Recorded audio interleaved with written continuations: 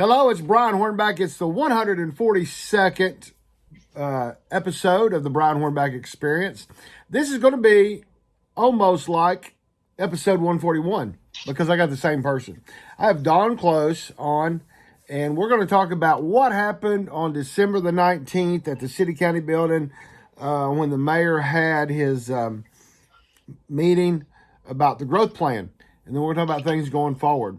So let me introduce Dawn Close again to you. Dawn Close, she is a part owner. She and her partner own Loveday Springs, a beautiful place over in the Dry Hollow community off of Chapman Highway and Sevierville Pike, right there kind of where Sevierville Pike comes into Chapman Highway. And Dawn sent me a video today. This is being recorded the day after Christmas. She sent me a video today. And I don't know, I think every livestock in Knox County had Christmas at Loveday Spring because it was all there. You know, Dawn, how are you? We're so lucky we have these fabulous turkey that come. Now we have about 40 of them that visit us every day. And we have various deer, but they were all in my backyard at the same time. So we had 10 deer and about 40 turkey in the backyard today. And so I got my cell phone out and made a nice little video recording of them. But I mean, it's really, honestly, this is why you live in Tennessee. This is why we moved here. And this is why the rural area is so precious to us, because where we live, we're kind of in the center of this wildlife corridor, and it's pretty spectacular. We've had, we had snapping turtles a couple of years ago in the backyard. We've had groundhogs running around. We even had a bobcat at our house. We have all variety of birds and different wildlife that visit here really regularly, and so we want to protect this area because it really is what makes Tennessee quite special. Well, and unfortunately, I mean, it's great that they come and visit Loveday Spring, and it's great that they're over there. But the fact of the matter is, some of that's coming there because of the development that Thunder Mountain created, and all the 3,000 plus trees that they have eliminated. So much of their habitat has been destroyed over in Dry Hollow community, right? Yeah, well, I was near ready to have a heart attack when they started bulldozing all the trees down. And, I mean, it was shocking how much damage they did and how little the county was willing to do to oppose them, because it's farmland. And, you know, these guys are smart, these developers. While it's farmland, they're permitted to do a certain amount of clearing. But as soon as they get a building permit and they get something rezoned, they can't do that anymore. So they start doing all of this damage. And the kind of damage that they did over there is they took out about 3,000 trees. And they're not just trees. It's like a little forest over there. And all the birds and the deer and everything else lives in those areas. And there's a big bat cave on the property that they purchased. And so a lot of the bats are endangered. They also have some some waterways that make their way through that property. You know, I mean, there's a lot of water in Tennessee, but they have some major waterways that have gone through their property over there, and they just graded everything. Well, didn't they also? Wasn't there a stream or creek that they just totally did away with it?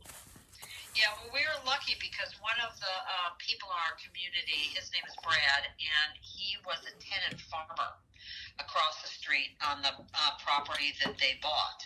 So he knows that property like the back of his hand. You know, a lot of the property is natural marshland, so it sits underwater, and a lot of the area has these streams and waterways that go through that property. So he knows that property very well. He knew exactly what it looked like before they got in there with their bulldozers. But honestly, you really can't get the government officials to actually protect the streams and waterways. We were shocked. In many other states, those things are treated as sacred. Mm. And in Tennessee, they're treated as, well, if the developer wants to destroy them, then it's really up to them. We were quite concerned because those waterways belong to all of us. And it feeds the tributaries, and it feeds into, the Tennessee River and the French Broad River. And if everybody just does what Thunder Mountain did, we wouldn't have those tributaries feeding into the rivers, and that water would not be in those rivers. Right. So it would really be a mess.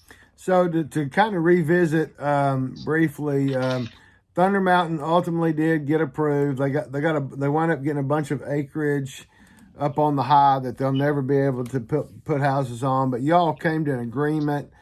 Y'all came to an agreement along with Thunder Mountain that it's supposed to be two houses per acre, correct? No. Okay. What they got approved was they basically finagled the commission into approving them for 4.5 houses per acre. So they got it over a big area, and some of that is a hillside. Right. And what they did was they brought all those houses that were on the hillside, and they clustered them down onto the flat land, the farmland, because it's too expensive for them to build up on the hill. Right. They also didn't have any access. There's no way to get up there because they're landlocked. So it was really kind of an unbuildable situation for them. But that's what we're having a lawsuit with them because the county's not actually allowed to make those kind of decisions where they're dictating to the developer all these conditions for building. And they're not really permitted to do that. So that's our lawsuit. We feel pretty strongly that we could win. But all that does is kind of delay the process, and they'll have to go back to the drawing board and go back through the permitting process again. And we're hoping, against hope, that we win and that we get a better outcome because we feel that number one, it's farmland, and it shouldn't be developed into 4 houses or 5 houses per acre. Right. And what's really not great about that property is it abuts up against an industrial park. I mean, it's how anyone would vote to approve that if it was the other way around, if there was 400 houses and somebody wanted to bring in an industrial park right next door, they would be turned down flat. Right. But since it's the other way, they want to build houses, our commissioners are, yes, you put the houses wherever you want. Mm-hmm. Whether it's next to the railroad tracks, whether you can't turn left on Chapman Highway. Right. If it's next to the garbage dump, if it's next to the industrial park, they don't really care. They just say yes, yes, yes, more development, more growth, more houses. They're not being discerning or responsible. We call this reckless growth. Well, and the interesting thing is you've got the Dry Hollow community has been able to secure the services of Daniel Sanders, who probably knows zoning better than most people in Knox County. He worked for the law department for a number of years, and he already has at least one successful the Ruggles Ferry property, the farm. He was able, the Ruggles Ferry Neighborhood Association was able to successfully, in court, beat a rezoning that put 482 houses that was approved, and Daniel won that case. So you've got at least some good legal representation. So let's kind of talk about December the 19th. Mayor Jacobs had his, I was assuming, and I think it still is, but his last, what he hoped was his last growth policy plan meeting. From what I understand, unfortunately, I wasn't able to attend, but from what I understand, There was probably more farmers and individuals that showed up to this meeting than had been at any previous meeting. So kind of talk to us about what happened on the 19th. Yeah, so it was a pretty spirited meeting, I would say. It was a lot of the farmers came. I actually learned quite a bit about what was in the plan. We were really just interested in focus on our area.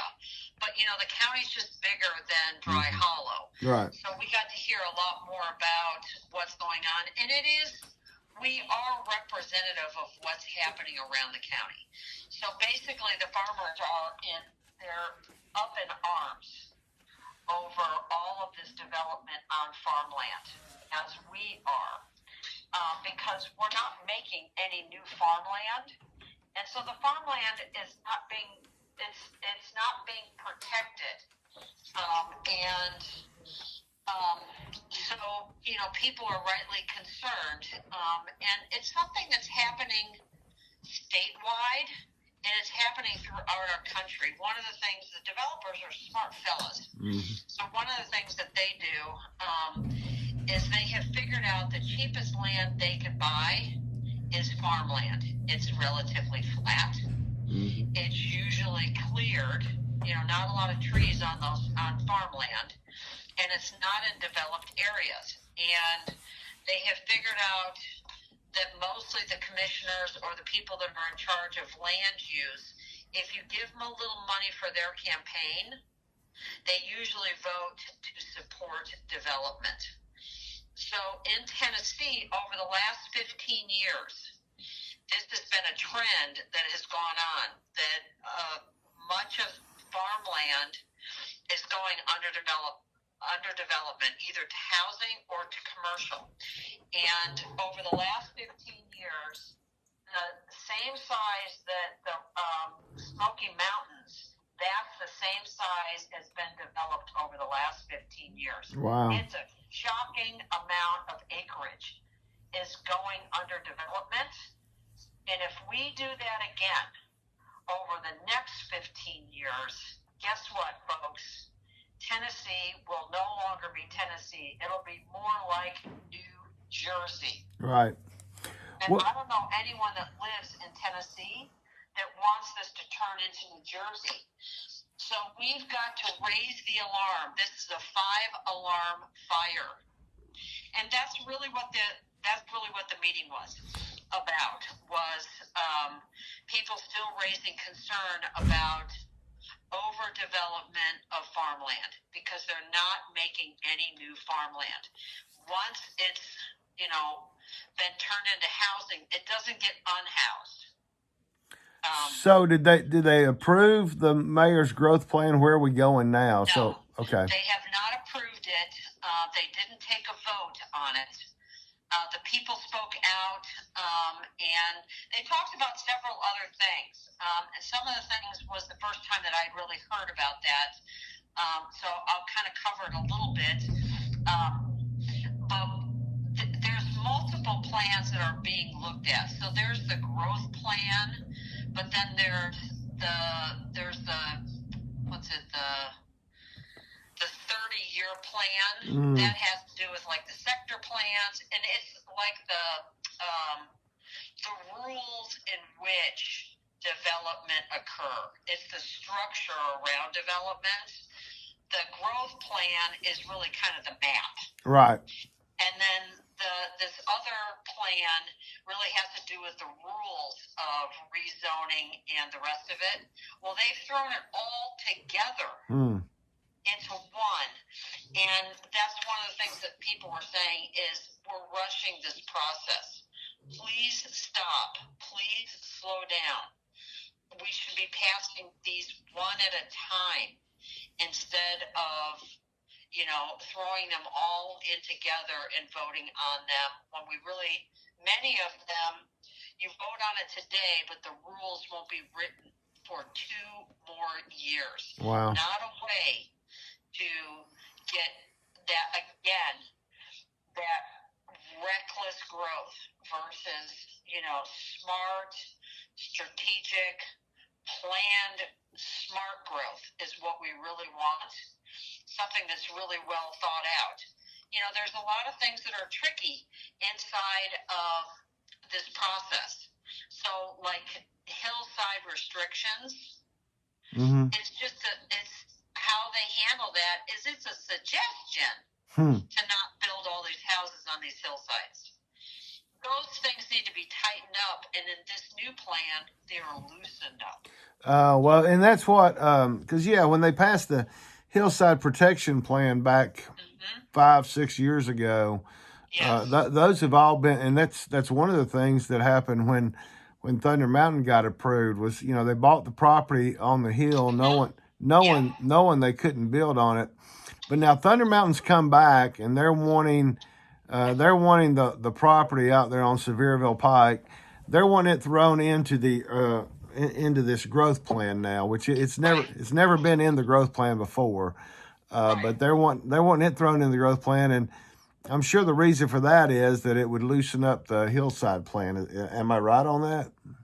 Not really. Okay. So what it does, though, is if they lose in court, okay. and if they come back and they propose to the planning commission, and that is rezoned to low residential housing as opposed to agricultural land, that's smooth sailing. Oh, okay. That's So approved for everything that they want to do.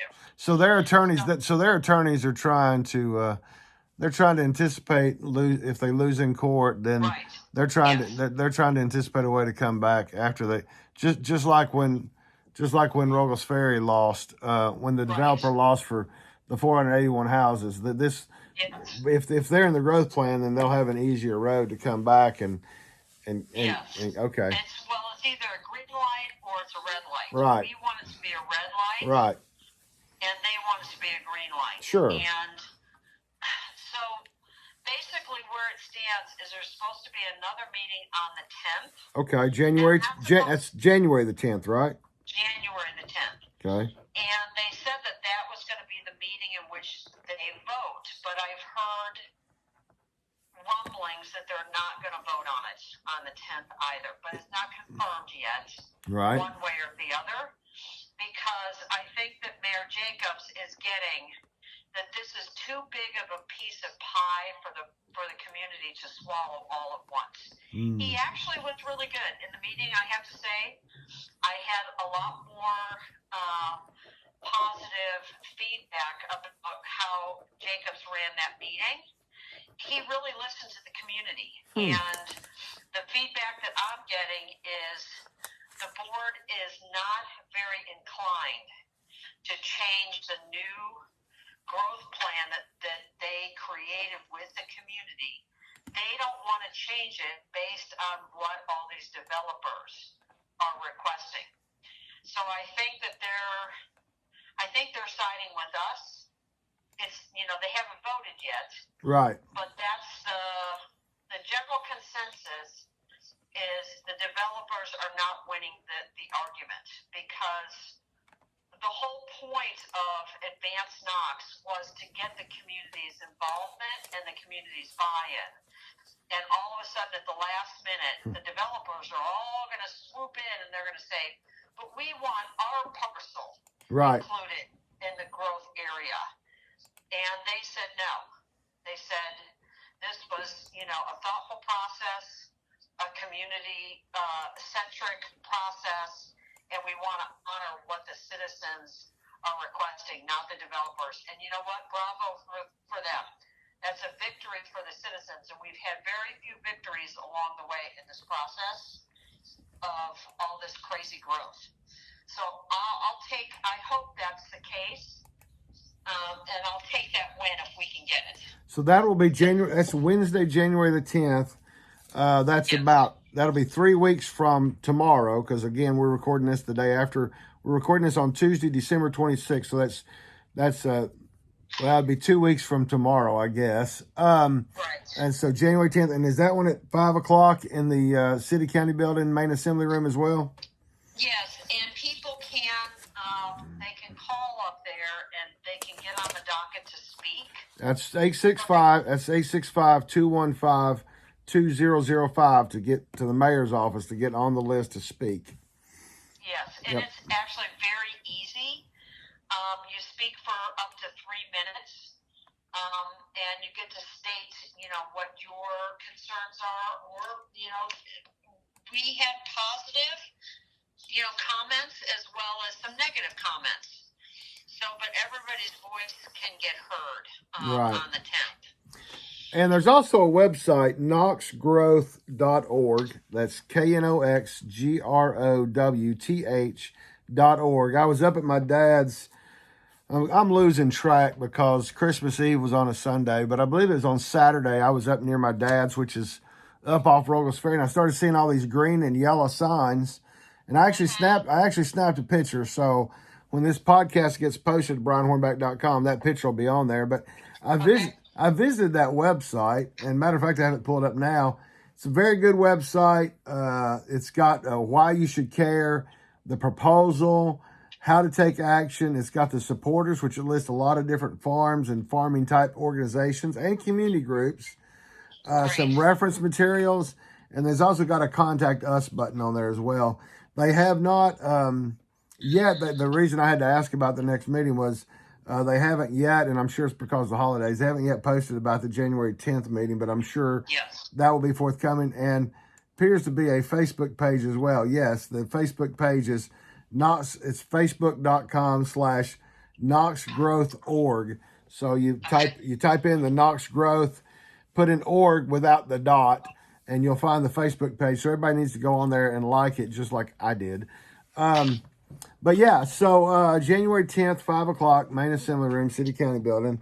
There'll be another meeting. And, I think this is good that the mayor's taken what appears to be a very good measured approach to all of this. So what's going on in so Dry Hollow? I mean, have they, since the lawsuit started, are they still clearing the land? Are they still working on the land? I mean, I know they, like we said, they cleared 3,000 trees. So what's going on? They haven't done anything with the, we call it 8802 Sevierville Pike. Right. They haven't done anything. They're waiting for the lawsuit. They can't build anything. They can't clear anything. They can't do anything at this point. But what they can do is when those people bought the property across the street from us, the 8802 Sevierville, they bought 300 other acres. Right. So on January 11th, the Planning Commission is going to they're going to hear, we're going to hear what they think about the new proposals for rezoning and sector plan changes for five different plans that Thunder Mountain has for other properties that they own. And these properties are where the ball field is, Bauer Field. Ball field. Right. And the surrounding areas. And then there's another big parcel that's 110 acres. We call it White School Road. So it's right on the corner of Chapman Highway and White School Road. It's just a big hill. They want to put 330 houses on that hill. Wow. Yes. And then across the street from the Bowers baseball field, they own about 30 acres. So they want to do some commercial at the ball field. They want to do some commercial across the street from the ball field. And then they want to do 5 houses per acre behind that commercial across the street of the ball field. Wow. So that would be another 30 homes over there. So they're looking at doing 360 new homes in our kind of small little area. And the other development that we found out about, which really opens the door for all this development to happen. So this area is sparsely populated. Right. It's a very rural, edge of the county community. It's mostly made up of farmland and little houses. Maybe one house per 2 acres is about where we're at. We don't really have sewer here. We have one sewer line that runs very close to us that actually services the church. And so the property across the street from us has access to that sewer, but none of their other properties have access to sewer. So in order for them to develop, they must have sewer. Well, guess what? All of a sudden, there's a new sewer project going to happen. And we're wondering, how much does that sewer project cost? And who is paying for that? Because nothing's changed in our community other than Thunder Mountain wants to develop this area, and they can't do it without the sewer. So guess what? Taxes will go up to pay for it on the community that does not want this development. So we're really, really upset. And so in order to get sewer, the Knox Chapman, which is your water and sewer provider, would have had to at some point said, hey, this is an area where we need to grow, and this is an area where we need to have sewer. And so, you'd think that the community would be aware of when Knox Chapman wants to grow the sewer line, but that really hasn't happened. It's just all of a sudden, I guess Knox Chapman's probably been contacted by the powers that be, maybe Thunder Mountain, maybe Thunder Mountain has been pressuring them to bring sewer for them. They're the only client that they're bringing this sewer to. Wow. Because everybody else in Dry Hollow, pretty much they've been told to pound sand, you're not going to get a sewer line. Right. But now all of a sudden, Thunder Mountain comes along and they have to have sewer in order to do their development because there's no sewer out here.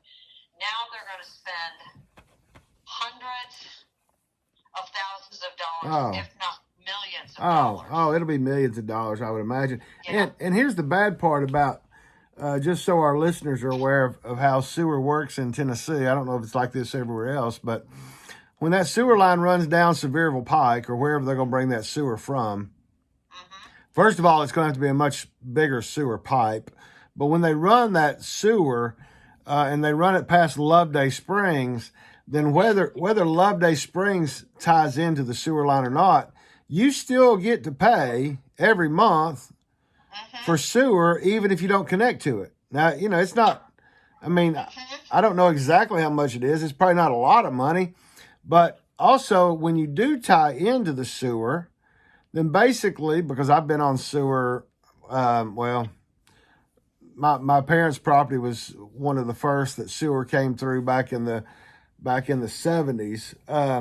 But in the time that I've been in southwest Knox County, basically my sewer bill is about the same amount as what my water bill is. So basically, you're paying for the water and you're paying for the sewer, and it's about double. So all those folks along Sevierville Pike that have been using a septic tank and having to have their septic tank pumped about every 2 years or so, and has been having to pay for that. Now, they're not going to have any choice. When that sewer line runs down Sevierville Pike, they're going to be assessed a fee because it's been run in front of them.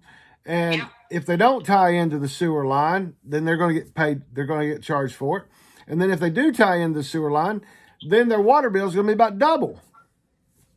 Well, it's really absolutely incredible to me that they would have the arrogance to build a sewer for only one client. They've been ignoring all of these other people. But bottom line is that nobody needs that sewer. Nobody wants that sewer except for Thunder Mountain. Right. And if Thunder Mountain wants that sewer, they should have to pay every dime to get that built. Yep. If they want that sewer, they should pay for it because nobody in this community wants that sewer. We need to bring pressure to bear on, it's actually Chapman. Knox Chapman. I just now pulled it up while we're talking, Dawn. Yes. So it's the Knox Chapman Utility District. They're located at 1905 East John Sevier Highway. They have 3 members that are on their board of commissioners. Greg Lug is the president. Jerry Price is their secretary. Richard Montgomery is their treasurer. The board meets in the boardroom at Knox Chapman's office, which again is 1905 East John Sevier Highway. It's kind of right across from the our third veteran cemetery over there on John Sevier. They meet on the first Monday of each month at 5 o'clock, and the meetings are open to the public. However, you must be on the docket to address the board. Any change concerning the date or time will be published under the events and news section of our homepage. I'm assuming, well, you know what? I don't even see an events. They said it would be under their news and events section. I don't even see a news and events section on their page. But I'm assuming they won't meet on the first Monday of January because that's New Year's Day. But we do need to get the word. Oh, hold on. Here we go. Commissioners meeting or the first. That's interesting. So here's the events and news section. It says that January 1st, Knox Chapman will be closed in observance of the new year, but it doesn't say when they're going to meet. But yeah, so we need, that website is knoxchapman.com, knoxchapman.com. So, yeah. Brad and I will. Yeah. We called them today. Yep. To get on their docket. Good. We want to meet face to face with them, but we need people to call. Yep. And tell that board that we do not want that sewer. Everybody's voice needs to be heard. How would it be if they got 1,000 phone calls that say, hell no, we don't want that sewer in our area? Right. And if you're going to put that sewer in, Thunder Mountain Properties needs to pay every dime for it. Well, and the people, and the commissioners need to understand that even with Thunder Mountain paying every dime to run that sewer line, and they'll probably, I would imagine that Thunder Mountain would happily pay, $5, $6, $8 million to run the sewer line because of the money they're going to make on building all these houses. But at some point, the commissioners of Knox Chapman need to understand that all the people that have lived in the Dry Hollow community for 3 years or 30 years, they're getting saddled now with a financial limitation that they may or may not be able to afford. So exactly. Well, it's not something that they want. It's not something right. They requested. And guess what? It was a complete surprise to us that they were even talking about adding a new sewer line. It only showed up in the comments for the Advanced Knox. They had a comments section, and the engineer for Thunder Mountain posted a letter saying they were going to do this new sewer project for them. So he's been tooting his horn. The other thing that was real interesting, Brian, maybe you know, have you ever heard of Hines Creek Sewer Company? Hines Creek? Yes. We looked it up. We couldn't find it anywhere. So we think it's a phony shell company for Thunder Mountain. Because we've never heard of such a thing. I'll look it up. So I'm sitting here looking on their website. So sewer rates for residential. So this is Arrowhead Subdivision, Alco Highway, which is a long way from Dry Hollow. The minimum bill is $25.39. Over 0 gallons, you got to pay $6.92 per 1,000 gallons. Then they have a sewer rate for the residential in Stock Creek, which again is nowhere near Dry Hollow, and it's $28.26 is the minimum bill, but it's also $6.92 per 1,000 gallons. And then commercial and contract subdivisions, that minimum bill is $32.25. And then they have an industrial sewer rate of $34.40. So I guess that Dry Hollow get. I guess they'll get into that contract subdivisions. I guess so. Yeah. So it's the third highest bill, and it's $32.25 is the minimum bill, and it's $7.20 per 1,000 gallons. The only rate that's higher than that is their industrial sewer rate, which is the minimum bill is $34.40, or it's $9.09 per 1,000 gallons. Now here's also the sewer tap fees. So that's where we get into the amount of money that it's going to cost. So that's on their rates are on their website, and it says these rates are effective March 1st of 2023. So I would say March 1st of 2024 they'll be updating their rates, I'm sure. But what's the tap fee? Is that so it says sewer tap fees. There's a $30 inspection fee plus tap fee. It's $1,800 residential 3/4 of a meter. And I'm sure. And then there's a $35 inspection fee plus tap fee. Commercial, it's $2,350, and for industrial, it's $3,750. So you look for a residential tap fee, you're looking at $1,800 for 3/4 of a meter. Wow. And so, and that's a bargain, Brian. oh, absolutely, and I'm sure, I'm sure Knox Chapman, I'm sure they will finance that $1,800 and for all of those folks over in South Knoxville. I'm sure. Wow, that's so. Yeah, we've come into a whole new issue for South Knoxville. That's real interesting. But but anyway, it opens the door for right. everything they want to do. Without the sewer, they're limited Right. on how they can develop that land. There's one other big lie that I wanted to talk about tonight. All right. Something that's really important for people to wrap their arms around. So one of the things that I heard directly from Carson Daly is he told me that they were going to donate some land to build a $20 to $30 million sports complex. And first he said it was going to be over there by the ballpark. And then I'm like, well, how are they going to do that? There's no sewer over there. Right. And then the next thing I heard was they were going to actually bring it down to across the street from us. And where they were going to build it is between the industrial park and the church. And that's where the swamp is. So there's no way I can guarantee you, Brian, you know how this works. Right. Is they're going to donate useless land, something that's under a foot of water. Right. It's unbuildable. And then they're going to promise some, sports complex that costs $20 to $30 million that the county is no way going to spend $20 or $30 million on South Knox County.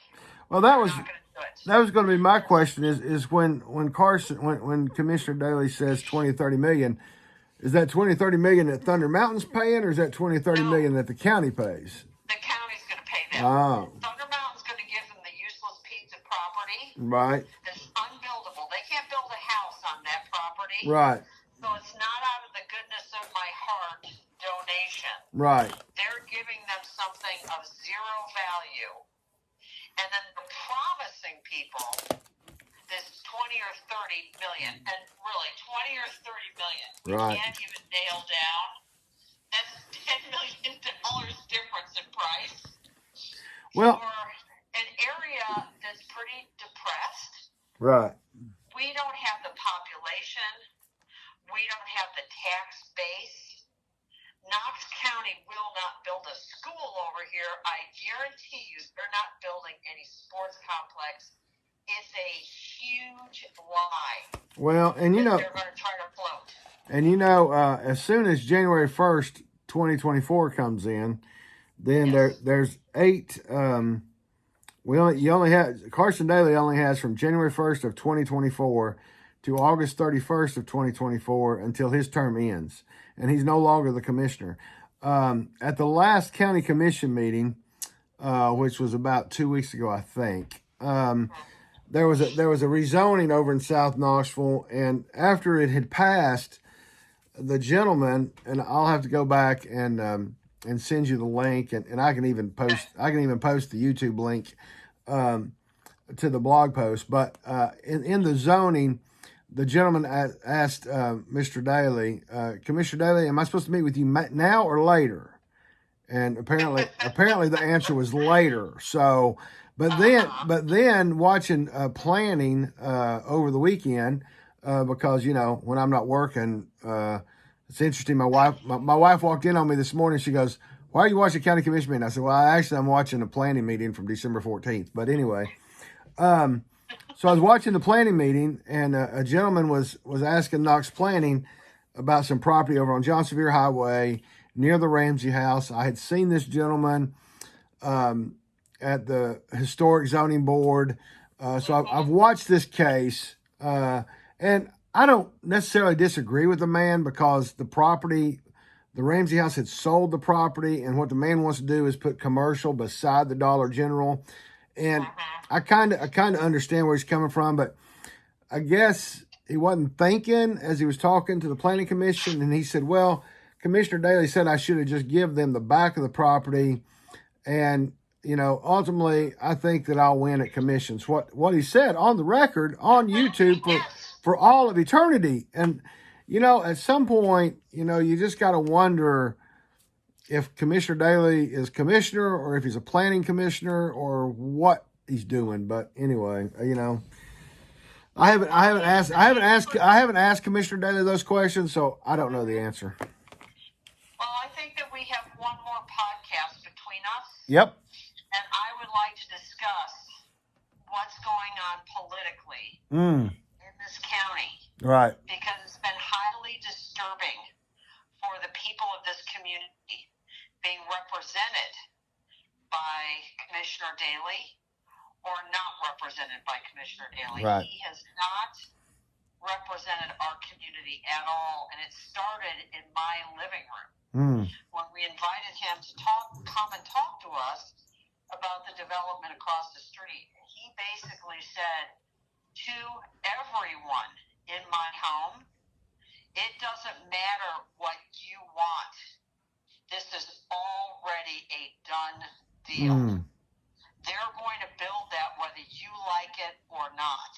And he was very offended because people got upset, and he threatened to leave if we didn't start talking to him more nicely. And I'm like, well, you don't say that to people. You know what? Most of these people have lived here their whole lives, and when you tell them they don't matter, their vote doesn't count, their voice doesn't count, their concerns are not going to be considered. It's already been decided. Who decided it? Yeah. Without having input from the community, we're on a precipice here politically. So I think this is another podcast. Absolutely. And we've got time, because what I do know is I guess it was Saturday, after I left my dad's, I was driving across John Sevier to hit Alcoa Highway to come, Pillsbury Parkway to come to southwest Knox County. And I see that, I know, not only from what I see on the Election Commission website, but I know from what I've seen in South Knoxville that there's a competitive Republican primary on March the 5th between Andy Fox and Barry Neal, who are running as Republican candidates for Carson Daly's seat. There's a Democrat in Matthew Park, and there's also an independent who I saw a big banner. You don't expect to see signage for an independent, because the independent doesn't have to run on March the 5th. They don't run until August. But there's independent who I know absolutely nothing about. What's his name? His name is Stacy Bryan Smith. I heard of him. Now someone talked to me about him.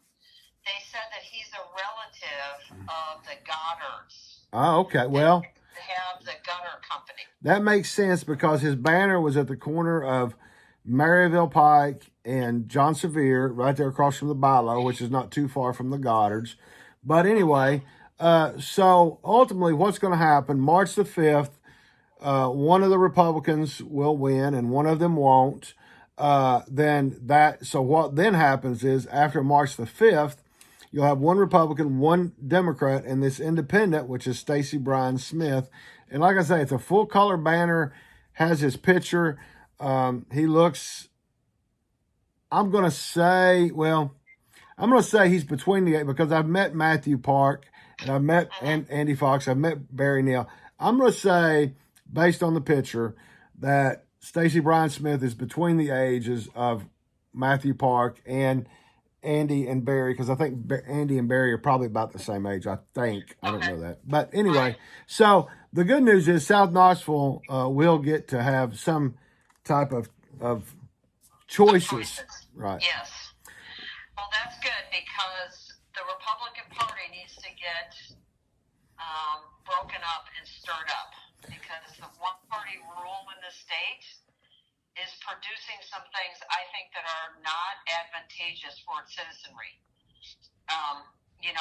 Whenever there's one-party rule, that party becomes pretty arrogant and they just do whatever they want to do because they know that they're going to get reelected.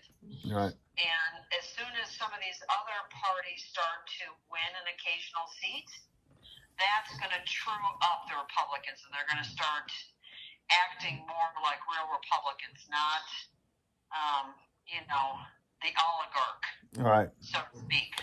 Well, anyway, we'll save we've got absolutely. We've gone about 46 minutes, so I appreciate you being on here. We will get the word out about January the 10th. We'll get the word out about January 11th, and we'll be following the Knox Chapman stuff. And I appreciate you being on here. And fortunately, I did not cut this one. I didn't cut this one off accidentally, so it's not two parts. It's only one part. So. Thanks, Brian. I appreciate it. Thank you, Don. So much for having me on your show. Absolutely. I appreciate it. Thank you. Talk to you soon. Take care. Bye. Bye-bye.